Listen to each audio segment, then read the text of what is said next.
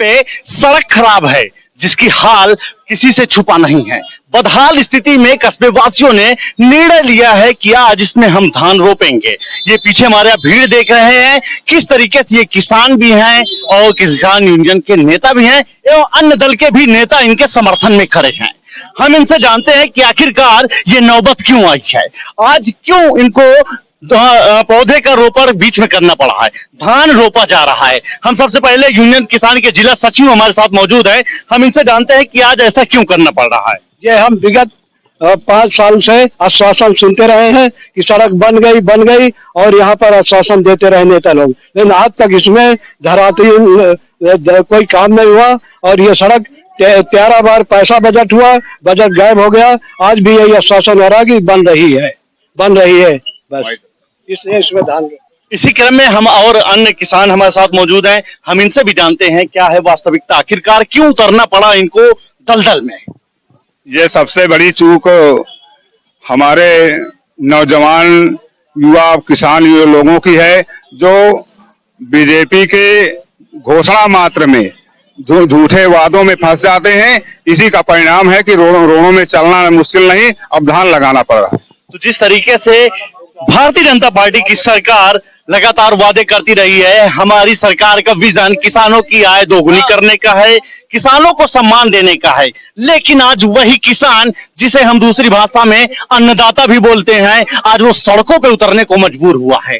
चाहे दिल्ली के बॉर्डर पे रहा हो या आज असोथर जैसे कस्बे में किसान मौजूद हैं सड़कों पर। वजह मकसद एक है, देश का विकास। विकास जब नहीं होता है तो देश बहुत पिछड़ जाता है। हमारे साथ अन्य युवा साथी हैं जो कि किसान यूनियन से ताल्लुक रखते हैं, हम उनसे भी जानते हैं। अपना परिचय देके बताएं क्या। नीरज सिंह, ब्लॉक अध्यक्ष असोथर। इस सरकार ने किसान से कहा कि आपकी आय दुगनी कर देंगे 2022 तक। इनके जब ये 2014 में आए तो 65 रुपए लीटर डीजल और पेट्रोल था, 65 के लमसम। आज 100 रुपए के ऊपर है। जो किसान 300 रुपए जो देता था आज 700 रुपए देता है। किसान की आय दुगनी की जगह पर इन्होंने किसान की कमर तोड़ने का कार्य किया है और कुछ नहीं इन्होंने दुगना किया। इनकी मेरे होश पे कभी 1300 का आधे पर धान नहीं बिका, इनकी सरकार पर बिका। किसान हर मामले पर इनसे परेशान है और अब की किसान अपना गाय है और तमाम तरीके के, अभी तो योगी जी ने एक आदेश पास कर दिया कि अब कटीली तार भी किसान नहीं बांध सकते, खुद ही गौ माता रक्षा करेंगे। तो किसानों के साथ बड़ा इस सरकार के साथ धोखा देने वाला व्यवहार है। आने वाले दिन पर किसान खुद ही अपना निर्णय। भारतीय किसान युवा के साथी हमारे मौजूद हैं, इन्होंने जिस तरीके से बात रखी सरकार पे, इन्होंने सवाल उठाए हैं, कहीं न कहीं लोकतंत्र पे बड़ा आघात है। किसान यूनियन चाहे दिल्ली के बॉर्डर पे हो, जैसे कि आप सभी को मालूम है कि किसानों के जनप्रिय हितैषी नेता राकेश टिकैत आज पिछले कई महीनों से सड़कों पे आंदोलनरत हैं। तमाम तरीके के प्रयास हो रही हैं। प्रयास ये है कि किसानों को मुख्य धारा में विकास से जोड़ा जाए, लेकिन नतीजा अभी वहीं का वहीं है। हमारे साथ अन्य किसान साथी मौजूद हैं, हम इनसे भी जानते हैं कि मेरा नाम अनिल सिंह है और इसी असोथा ग्राम पंचायत में मेरा गांव विधातीपुर पड़ता है। बात अगर सरकार की जाए तो सरकार ने जितने भी वादे किए हैं सिर्फ कागजी वादे किए हैं। धरती पर अपने किसान के और व्यापारी वर्ग, और रही बात मुद्दा हमारे भ्रष्टाचार की, तो इस सरकार से ज्यादा किसी सरकार में भ्रष्टाचार नहीं हुआ जनता के साथ। डीजल, पेट्रोल, सिलेंडर इत्यादि इत्यादि जो भी सामान है, सम्मान निधि में इन्होंने जनता को 2000 में बरगला दिया है। और दूसरी बात, वही किसान अपना जो उसे धान या गेहूं की रकम अच्छी मिलनी चाहिए जिस हिसाब से, वो 1100-1200 में बेचने पर मजबूर है, और जबकि डीएपी 1400 के पार है। तो अब ये कहीं ना कहीं सरकार फेल तो है ही है। अब आने वाले समय में इसका जनता कायदे से करारा जवाब देगी बीजेपी सरकार को। बीजेपी का नारा और वादा था सबका साथ सबका विकास, लेकिन किसानों की इस दशा देख करके लगता तो यही है कि सबका ना तो साथ हुआ है ना ही सबका विकास हुआ है। हमारे साथ एक और साथी हैं, वैसे जैसे मैं निजी तौर पे जानता हूं कि है तो ये समाजवादी पार्टी के साथ, लेकिन किसानों के साथ क्यों उतरे हैं, दादा आप बताएं। क्योंकि मुख्य हमारा किसानी ही उद्यम है और किसान किसानी ही हमारे यहाँ होती है, कोई नौकरी चाकरी का काम नहीं है। इसलिए हम किसानों के साथ बराबर कंधे से कंधा लगा के और हम लड़ाई में भाग लेते हैं। और इस सरकार की नाकामयाबी तो आप लोग खुद देख रहे हैं, चाहे व्यापारी हो ये और चाहे किसान हो, सभी लोग बुरी तरह से त्रस्त हैं। किसानों के ऊपर लाठीचार्ज किया जाता है, दाम देने के बजाय कहते हैं किसान के ड्यूटी वो कर दी गई है, लेकिन किसान का 1300 में और 1200 में गेहूं और 1300 में धान यहाँ खरीदा जाता है। ये खुलेआम यहाँ डकैती डाली जाती है। यहाँ के जितने कालाबाजारी करने वाले हैं वो सब इस तरह का। तो सारी स्थिति ये है कि देश का अन्नदाता सड़कों पे, देश का अन्नदाता बारिश सहे, धूप सहे, तपन सहे, लेकिन विकास की मलाई कुछ चंद लोग के ही जेब में जाता है। सवाल देश में बहुत बड़ा है, सवाल है भ्रष्टाचार पर, सवाल है विकास न होने पर। हमारे साथ एक अन्य साथी जुड़ रहे हैं, हम इनसे भी जानते हैं कि आखिरकार क्यों इन लोगों को रोड पे उतरना पड़ा और क्यों इन लोगों को बीच में ही सड़क पे ही धान रोपण करना पड़ा है। हमारे किसान 4.5 साल हो गए। सरकार नगेन सिंह यादव और असोथर का रहने वाला हूँ।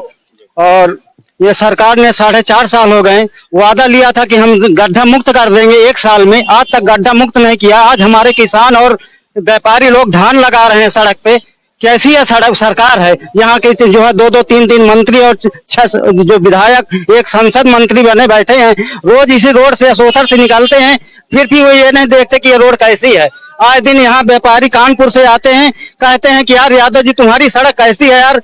तो हमने कहा आप बीजेपी के आदमी हो, आप नहीं कहते, हमसे पूछते हैं कि आपका सड़क कैसी है।